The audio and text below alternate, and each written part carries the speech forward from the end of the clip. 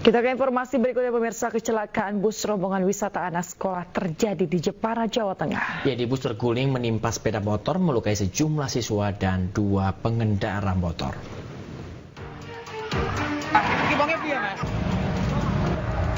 Satu demi satu siswa dievakuasi dari bus yang terguling di Jalan Raya Jepara, Bangsri, Jepara, Jawa Tengah. Warga sempat turut membantu proses evakuasi para korban.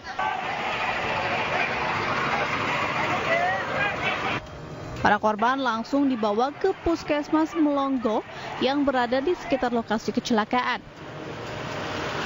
Bus terguling menabrak dan menimpa 2 sepeda motor mengakibatkan sejumlah siswa dan 2 pengendara motor luka-luka.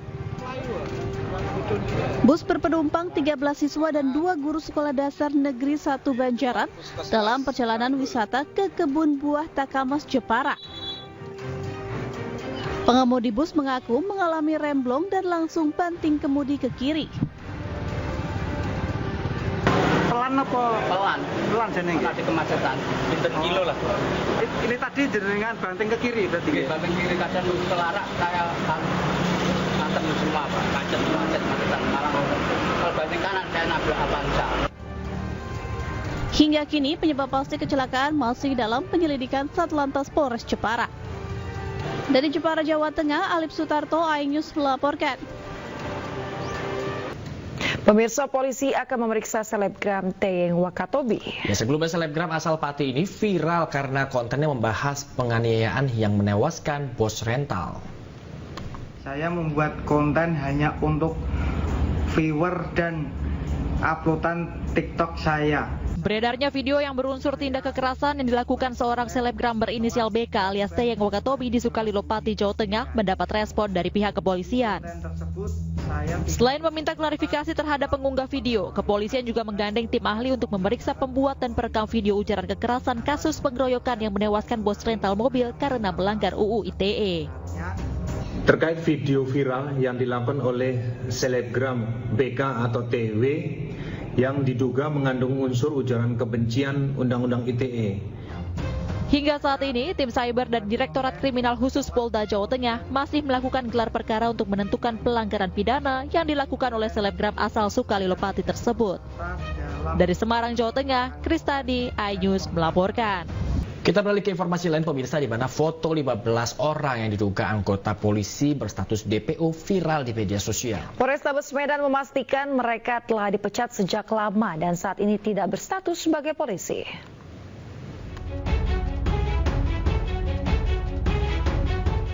Foto 14 pria mengenakan pakaian dinas Polri dan satu lainnya mengenakan kemeja putih adalah DPO karena meninggalkan dinas dari Kesatuan Polrestabes Medan.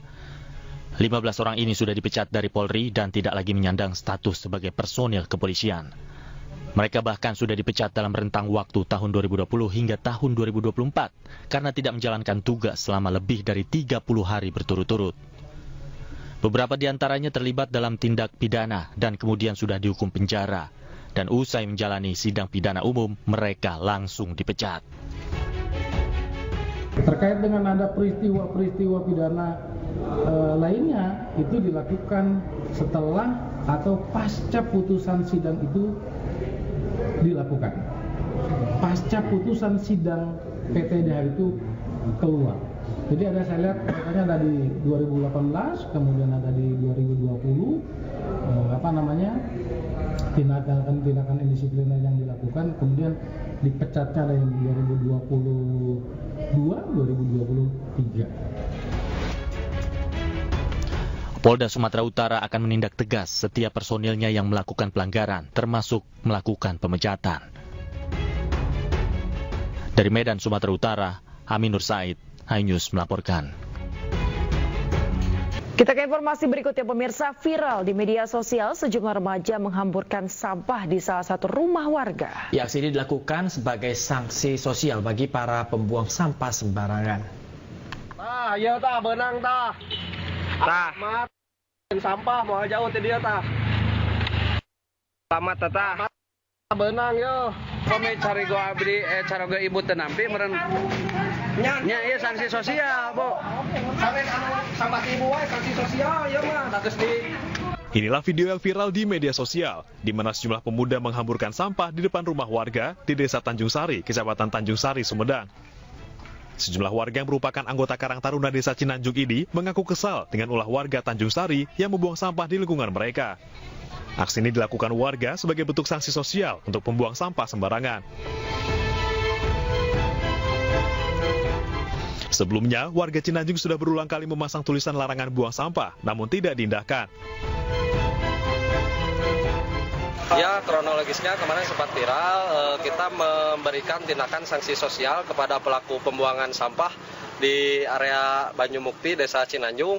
Kenapa kita melakukan tindakan seperti itu? Karena warga masyarakat Banyumukti itu sebenarnya sudah geram sejak lama. Setahun lah ada ke belakang, sering banyak sampah di sini. Kita sebagai warga Banyumukti mengambilkan sampah itu membakar, tapi setelah habis ada lagi Pak. Malah kita sudah 3 kali memasang banner seperti ini, tidak dihiraukan. Sementara itu pemilik rumah juga menyesali atas perbuatannya. Ia pun telah membuat surat pernyataan untuk tidak membuang sampah sembarangan. Terkait video yang viral yang telah membuang sampah di Dusun Banyumukti, Desa Cinanjung, memohon maaf kepada pemerintah Desa Cinanjung, pengurus TPS 3R, Distrik Mukti, Dusun Banyumukti, Desa Cinanjung, karena kehilapan kami. Warga Cinanjung berharap dengan kejadian ini tidak ada lagi warga desa lain yang membuang sampah sembarangan di lingkungan mereka. Dari Sumedang, Jawa Barat, Beben Heva, iNews melaporkan. Puluhan mama turun ke jalan berdemo di jalan karena kesal air limbah parit menggenangi jalan permukiman dan rumah mereka. Keluhan telah dilayangkan ke kelurahan bahkan DPRD setempat, namun belum ada penyelesaian.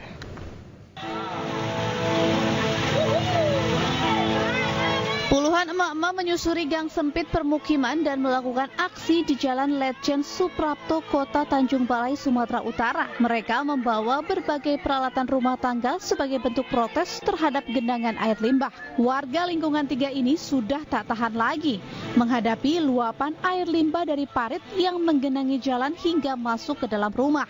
Air limbah parit dari pembuangan rumah tangga ini memiliki bau tak sedap berwarna hitam dan sudah setahun terakhir menghantui warga yang diduga kiriman dari lingkungan lain. Sudah sekitar setahunan. Ada nggak warga sini yang terkena gatal?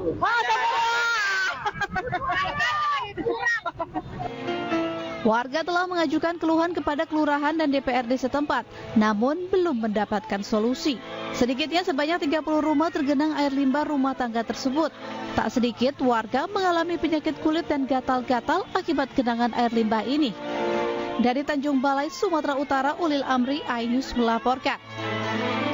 Pemirsa, seorang pria nekat mengambil uang kotak infak di sebuah masjid di Denai, Medan, Sumatera Utara. Ya, modus pelaku dengan berpura-pura sholat terlebih dahulu sebelum beraksi.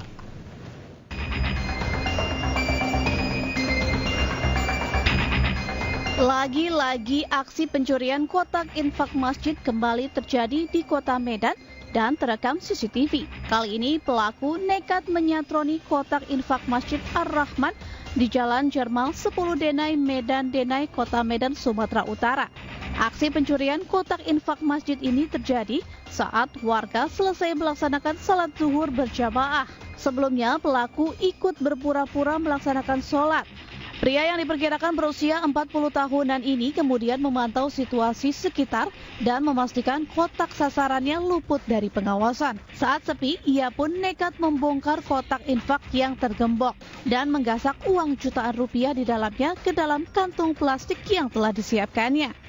Dilihat dari CCTV, yang jelas itu sholat bersama keluar mengelilingi masjid, menengok jemaah, apa sudah habis keluar semua atau belum.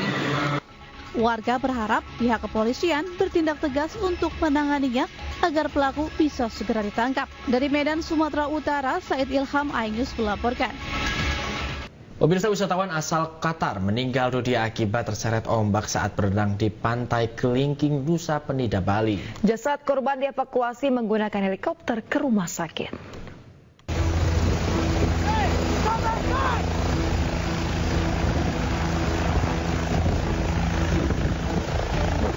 Petugas SAR gabungan mengevakuasi wisatawan asal Qatar berinisial AA yang meninggal dunia di pantai Kelingking, Nusa Penida, Kelungkung, Bali. Korban sebelumnya berenang bersama dua rekannya, namun tiba-tiba terjadi ombak besar dan menghantam ketiganya. Kedua rekan korban berhasil menyelamatkan diri, sementara korban tenggelam terseret arus.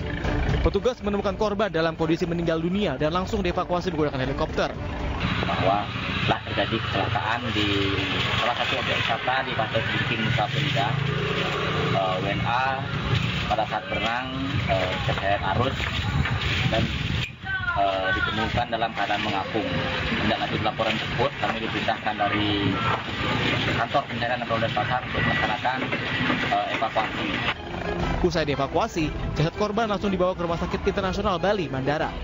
Dari Kabupaten Kelungkung, Bali, IGD Juli Arsana, iNews melaporkan. Pemirsa, ratusan ribu jemaah haji hari ini melanjutkan lontar jumroh hari ketiga di Mina, Arab Saudi. Lontar jumroh merupakan salah satu syarat rukun haji.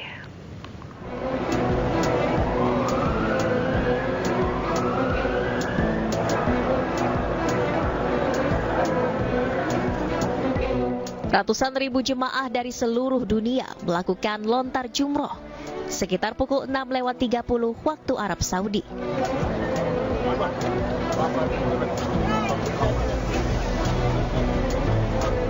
Teriknya sinar matahari yang menyinari wilayah Mina tak menyurutkan niat para jemaah untuk melaksanakan salah satu rangkaian ibadah haji ini.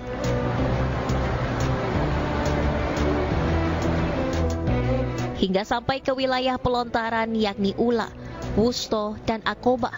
Mereka masing-masing melontar jumroh menggunakan batu kerikil sambil mengucap takbir.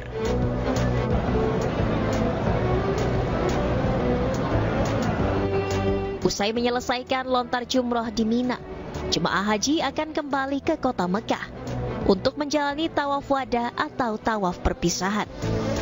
Dari Mekah, Arab Saudi, Suhud Nur Fadli, iNews, anggota Media Center Haji 2024 melaporkan. Sementara itu, ratusan ribu jemaah haji melanjutkan lontar jumroh di hari ketiga sebagai syarat rukun haji. Seluruh jemaah dari berbagai negara ini akan kembali ke Mekah untuk menjalani rukun haji terakhir, yakni tawaf wada. Tawaf wada harus dilakukan oleh para jemaah sebagai bentuk perpisahan antara jemaah dan Ka'bah yang penuh keberkahan. Kemudian dari Mekah, jemaah akan bertolak ke Madinah menunggu jadwal kepulangan.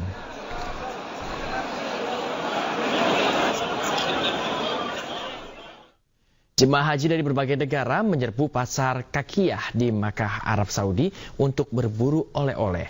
Banyak pedagang fasih berbahasa Indonesia melayani jemaah haji dengan ramah dan menerima pembayaran mata uang rupiah.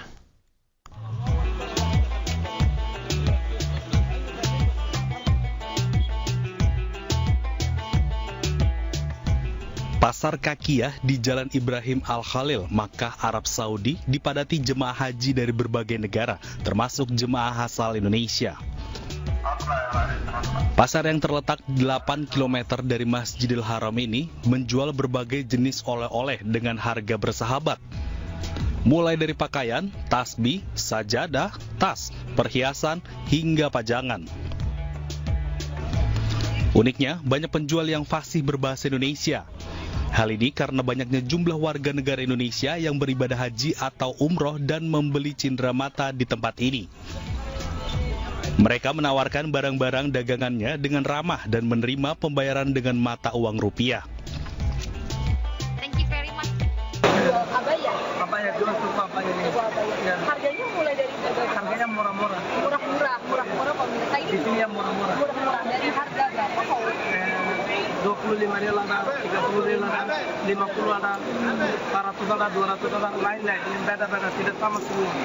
Bisa di sini uniknya bisa membeli dengan rupiah. Ya, bisa rupiah, bisa riyal, tidak masalah. Ya, harganya berapa kalau? Jokowi 100 ribu, 50 ribu, dan lain-lain beda-beda, tidak sama. Tidak sama.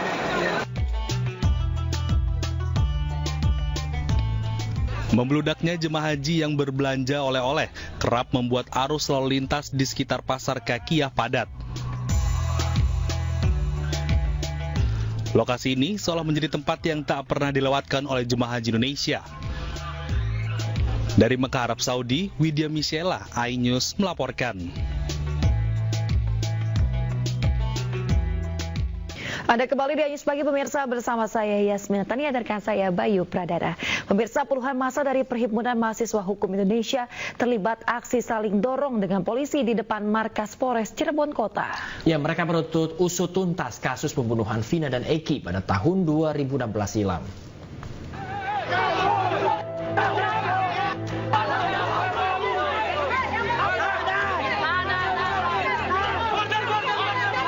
Aksi saling dorong menghiasi aksi unjuk rasa antara puluhan mahasiswa dari Perhimpunan Mahasiswa Hukum Indonesia dan petugas Polresta Cirebon Kota.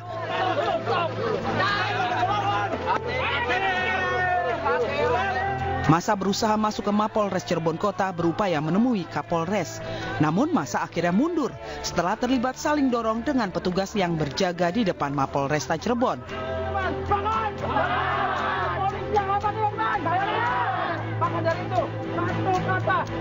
Aja Mas, kalau tuntutan sama seperti yang kemarin yang pertama kita juga menuntut kasus ini untuk ditangani secara transparan, menunjung tinggi keadilan, kemanfaatan dan juga kepastian hukum. Tapi kan ketiga-tiganya per hari ini juga kita tidak bisa melihat itu.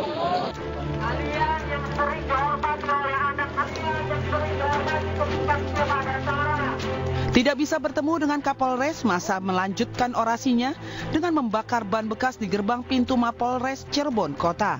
Akibat aksi ini, Jalan Veteran Kota Cirebon sempat tersendat. Massa yang kedua kalinya berorasi ini kemudian membubarkan diri dengan tertib dan menyatakan akan menggelar aksi yang lebih besar lagi jika kasus Vina tidak diusut tuntas dan transparan. Dari Cirebon, Jawa Barat, Thais Iskandar, iNews melaporkan. 4 orang perwakilan keluarga terpidana kasus pembunuhan Vina Eki mendatangi gedung Ditreskrimum Polda Jawa Barat. Kedatangan mereka dalam rangka memenuhi undangan penyidik untuk menjalani pemeriksaan terkait perintangan penyidikan. Didampingi puluhan pengacara, perwakilan dari keluarga terpidana kasus pembunuhan Vina Eki mendatangi gedung Direktorat Reserse Kriminal Umum Polda Jawa Barat. Perwakilan keluarga yang datang adalah Kosim, ayah Eko Ramadhani, Hasanah, ayah Hadi Saputra, dan Muran, ayah Eka Sandi, serta ada Madlanah, kakak Jaya. Pemeriksaan dilakukan terkait dengan perintangan penyidikan. Namun tim kuasa hukum mengaku belum mengetahui siapa yang dituju sebagai terlapor. Tahu terlapornya siapa, hanya ini karena proses masih penyelidikan dan ini hanya mengklarifikasi arahnya ke siapa itu belum jelas. Belum. Bang, ini apakah terkait dugaan pemberian keterangan palsu yang bergulir di persidangan? Pertanyaan soal Kahfi ini. Enggak. Ini menyangkut soal obstruction of justice kok, penghalangan penyidikan. Ya, pemirsa, 3 dari 4 keluarga terpidana kasus Vina Cirebon juga telah selesai menjalani pemeriksaan di Ditreskrimum Polda Jawa Barat. Mereka mengaku dicecar puluhan pertanyaan terkait pasal 221 KUHP atau perintangan penyidikan.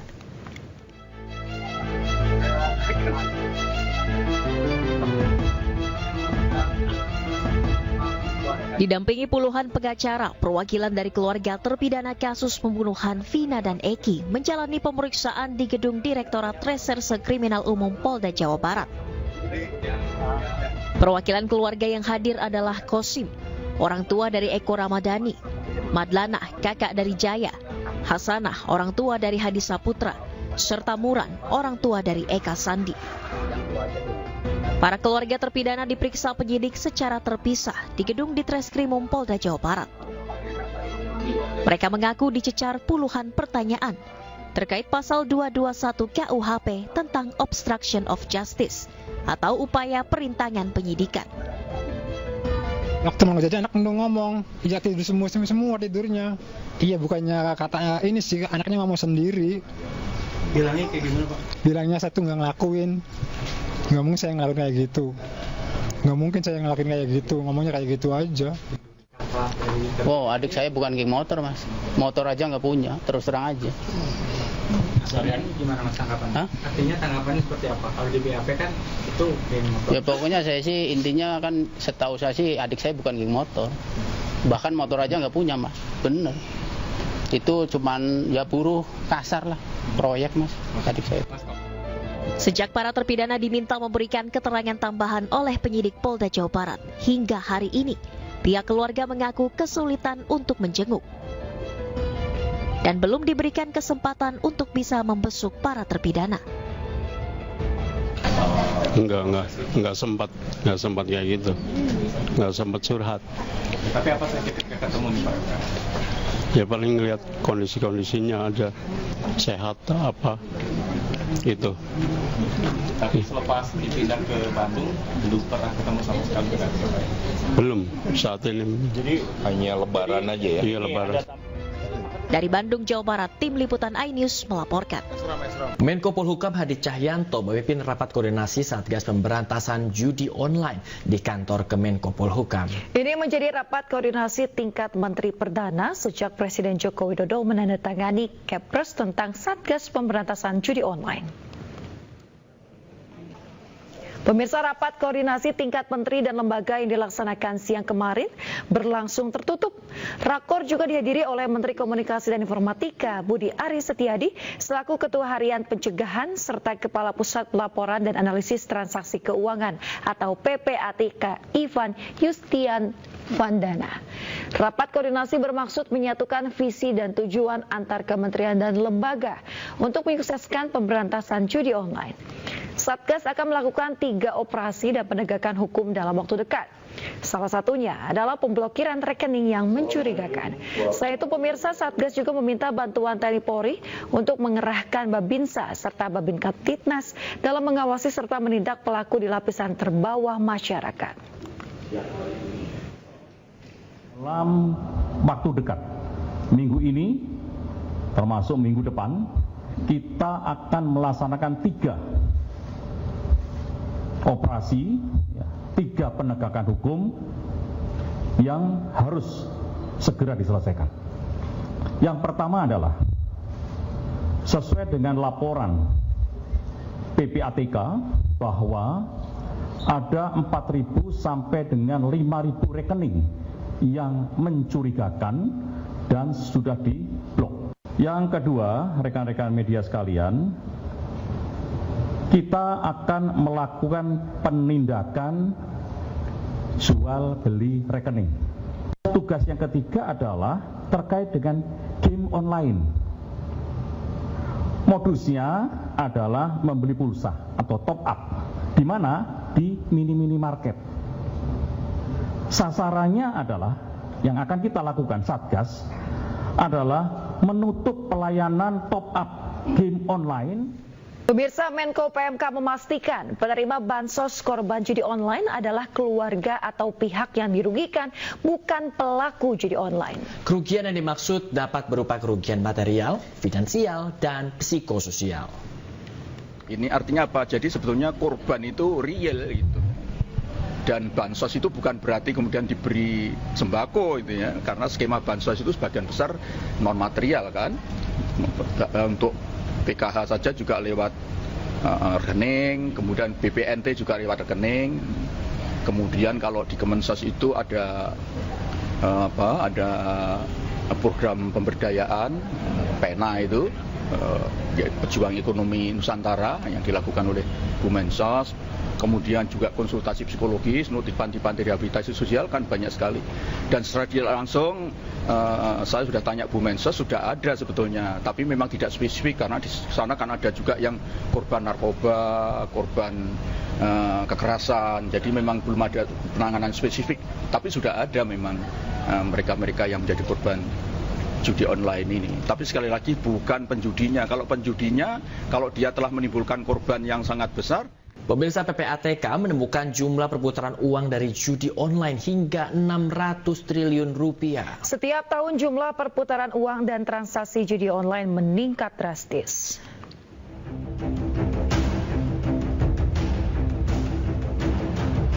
Jerat setan judi online semakin merajalela di Indonesia.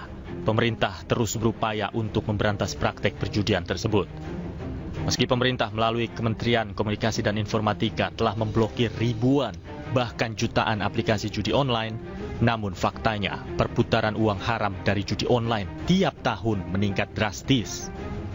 Tak tanggung-tanggung dalam laporan transaksi mencurigakan yang dirilis oleh PPATK, jumlah perputaran uang judi online hingga tahun 2024 tembus ratusan triliun rupiah. Pada tahun 2021, PPATK menemukan perputaran uang haram dari judi online mencapai 57 triliun rupiah. Kemudian pada tahun 2022, nilai perputaran uang judi online meningkat hingga mencapai 81 triliun rupiah. Tahun 2023, perputaran uang judi online naik drastis hingga 327 triliun rupiah. Sementara tahun 2024, jumlah perputaran uang judi online tembus 600 triliun rupiah. Temuan PPATK memperlihatkan meski upaya pemberantasan dilakukan pemerintah, namun jumlah perputaran uang judi online terus meningkat hingga 543 triliun rupiah dalam kurun waktu 4 tahun saja. PPATK menyebut judi online menjadi transaksi keuangan mencurigakan terbesar mengalahkan tindak pidana korupsi. Pasalnya sejak tahun 2022 hingga 2024, jumlah transaksi judi online meningkat pesat hingga 14.575 transaksi dan menempatkan Indonesia sebagai negara dengan jumlah pemain judi online terbesar mengalahkan negara ASEAN lainnya. Dari Jakarta, tim liputan iNews melaporkan. Pembiliar-pembiliar muda berkesempatan mengadu teknik dan strategi dalam pertandingan eksibisi melawan dua juara dunia biliar, Albin Ochan dan Francisco Sanchez Ruiz. Digelar di AIPUL pemirsa Kota Bekasi, Jawa Barat, eksibisi ini menjadi motivasi dan juga pengalaman bagi para pembiliar muda tanah air.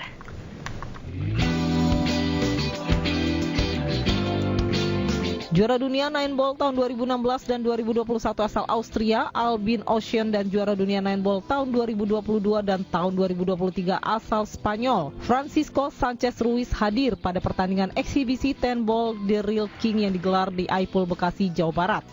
Dua juara dunia ini beradu teknik dan strategi melawan para pembiliar muda tanah air dalam eksibisi yang digelar Moore Production dan didukung PB Popsi ini. Pertandingan eksibisi bersama juara dunia ini telah menjadi pengalaman baru dan motivasi bagi para pembiliar muda untuk mengasah teknik dan mental bertanding. Lumayan senang ya, bisa break, run out melawan Albin Ochan. Kalau untuk kualitasnya kurang lebih hampir sama sih, cuman yang membedakan dari kesempatan untuk bertanding di ajang internasional. Yang mungkin di daerah pun banyak, dan mungkin kita belum ketemu gitu ya.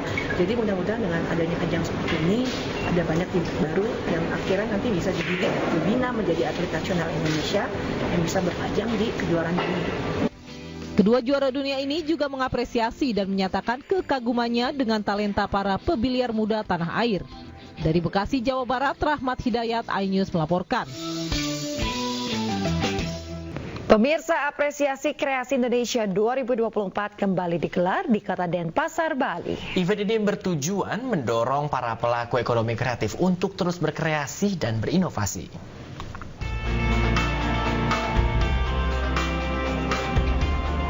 Gelaran apresiasi kreasi Indonesia 2024 di Kota Denpasar, Bali dihadiri Menteri Pariwisata dan Ekonomi Kreatif Sandiaga Salahuddin Uno.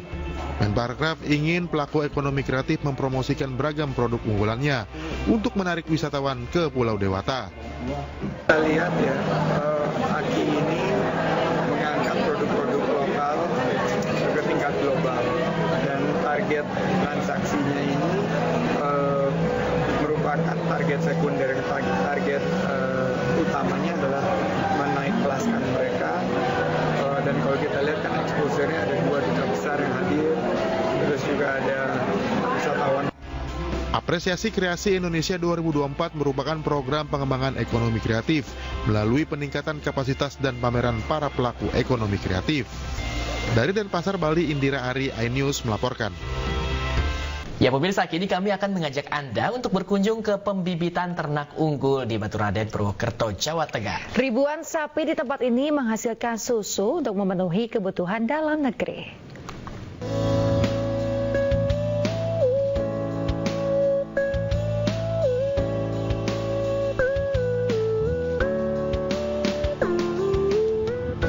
Indonesia wajib bangga memiliki Balai Besar Pembibitan Ternak Unggul dan Hijauan Pakan Ternak BBPT UHPT milik Kementerian Pertanian di wilayah Baturaden, Jawa Tengah. BBPT UHPT Baturaden merupakan satu-satunya UPT nasional bawah koordinator Ditjen Peternakan dan Kesehatan Hewan yang memproduksi bibit sapi perah. BBPT UHPT Baturaden memiliki 4 area pembibitan ternak perah, yaitu area farm Tegalsari, area farm Limpak Kuwus, area Munggang Sari, dan area farm Manggala. Untuk area farm Manggala berjarak lebih dari 30 km ke arah barat dari kota Purwokerto. Rumput luas dengan suasana perbukitan tampak indah di area farm Manggala, Desa Karangtengah, Kecamatan Cilongok, Kabupaten Banyumas yang memiliki 100 hektar area. 100 hektar lahan ini dimaksimalkan penuh dengan 4 kandang freestall dewasa, kandang karantina, kandang melahirkan, kandang pedet, dan kandang untuk anak sapi perah dari lahir hingga disapih. Mesin perah, cooling unit,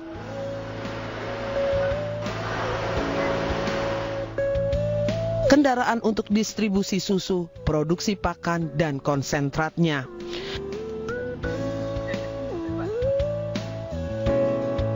1.200 ekor sapi berasal dari induk Australia, sedangkan untuk pejantannya dari Kanada dan Amerika Serikat. Sehingga pihak farm Manggala meyakini tidak akan terjadi inbreeding atau perkawinan sedarah. 1.200 sapi unggul ini langsung diberikan pakan rumput hasil tanamnya, seperti jenis rumput gajah mini, rumput indigo vera, dan rumput pak cohong. Ratusan ekor sapi perah menyebar di padang pengembalaan ini, siap digemukkan untuk dikawinkan hingga bunting. Lalu sapi akan diperah susunya. Ini menjadi salah satu one stop service lah untuk memberikan layanan ke masyarakat apabila ada orang yang mau belajar tentang sapi perah. Farm Manggala khusus untuk sapi perah perharinya menghasilkan rata-rata 20 liter per ekor. Jika terdapat anak sapi jantan akan dilepas ke masyarakat untuk sapi potong. Farm Manggala Baturaden, Jawa Tengah siap mendukung program pemerintah tentang susu gratis. 7.000 liter per hari siap mensupport program susu gratis dengan mempersiapkan infrastruktur secara masif guna pengolahan susunya. Kalau memang Baturaden nanti dipercaya untuk memproduksi susu untuk yang akan disebarkan untuk program tersebut, maka kami sudah mengusulkan sarana prasarana untuk bisa memproduksi susu. Minimal apakah itu nanti susu pasteurisasi atau susu UHT dengan memanfaatkan susu yang diproduksi di BPT UHPT Baturaden. Kapasitas muatan sapi farm Manggala 2.500 ekor sehingga tidak bisa dipaksakan untuk memasukkan lebih dari jumlah sapi ini karena daya dukung lahan tidak memadai seperti kandang yang tidak cukup dan sumber pakan yang tidak cukup. Dari Purwokerto, Jawa Tengah, Dewi Murtiningrum, iNews melaporkan.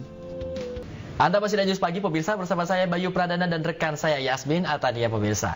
Pemirsa, kita informasi lainnya di mana sejumlah aset klaster C Rusun Marunda di Cilincing, Jakarta Utara yang kini sudah tidak lagi layak dihuni oleh warga telah banyak dicuri. PJ Gubernur DKI Jakarta Heru Budi Hartono memastikan para pelaku penjarahan klaster C Rusunawa Marunda di Cilincing, Jakarta Utara tersebut akan diproses secara hukum.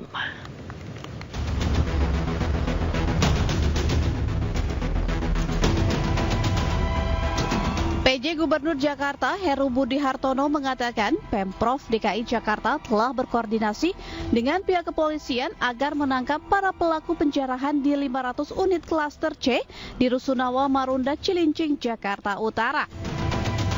Heru menegaskan perbuatan tersebut termasuk pelanggaran hukum karena merusak aset Pemprov DKI Jakarta. Meski demikian, Heru Budi belum memiliki rencana untuk merubuhkan Rusunawa Marunda klaster C untuk dibangun ulang. Ya, penjarahan Pak Asbak sudah koordinasi dengan Polres, dengan Polsek setempat. Ya harus ditindak, itu kan sudah melanggar hukum. Ada beberapa yang sudah diproses. Kalau itu kan penjarahannya terus terjadi, apa ada rencana untuk pembongkaran kluster C itu? Menurut Prayitno, salah satu ketua RT Blok C Rusunawa Marunda yang saat ini sudah pindah ke Rusun Nagrak, ia membenarkan adanya pencurian jendela, besi, serta barang lainnya pada bulan Februari lalu. Soal pengambilan barang sih sebenarnya iya memang iya, cuman di situ udah ketangkep sama Bapak security yang ada di sini dan kasus itu ditindaklanjutin sih, ada sih barang buktinya kita juga. Apa barang apa yang diambil apa sih Pak waktu itu? Waktu itu ya cuman barang-barang aja, ini bukan artinya penjara, bukan ya besi waktu itu.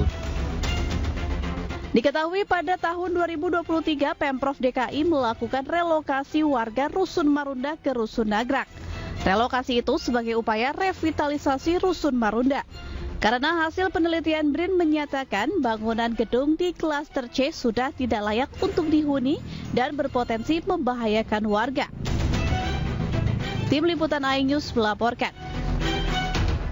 Pemirsa, seorang wanita berusia 22 tahun tewas setelah terjatuh dari lantai 3 gedung tempat latihan kebugaran di kota Pontianak, Kalimantan Barat pada Selasa sore. Wanita berinisial FNA terjatuh dari jendela ketika sedang berolahraga lari dengan treadmill.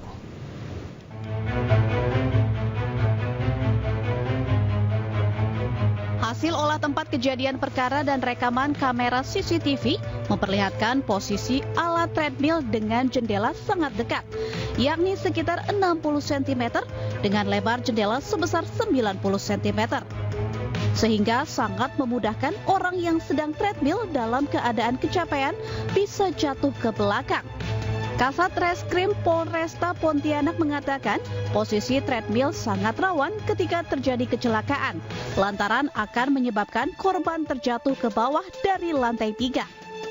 Untuk itu pihak kepolisian akan terus melakukan penyelidikan guna memastikan apakah kecelakaan tersebut terjadi karena ada kelalaian yang dilakukan pihak pengelola tempat kebugaran. Posisi dari treadmill itu yang menghadap ke jendela. Membelakangi jendela ya? Ya, tapi sampai sekarang masih membelakangi jendela yang notabene emang itu membahayakan. Oke. Dengan bahwa ada kasus sebelumnya dan kejadian yang kedua ini, Komandan, apakah tidak mungkin unsur kelalaian semakin kuat? Kalau unsur kelalaian kemungkinan ada. Namun kita melihat kelalaian itu kan seberapa besar kelalaiannya. Seperti itu. Dan gedung dan bangunan ini kan memang diperuntukkan untuk olahraga ataupun fitness. Nah, kita harus juga melihat dari unsur keamanan, safety-nya, dan lain sebagainya. Jika dalam proses penyelidikan ditemukan ada unsur kelalaian, maka kasus tersebut akan dilakukan gelar perkara. Apakah akan ditingkatkan ke penyidikan? Dari Pontianak, Kalimantan Barat, Uun Yuniar, iNews melaporkan.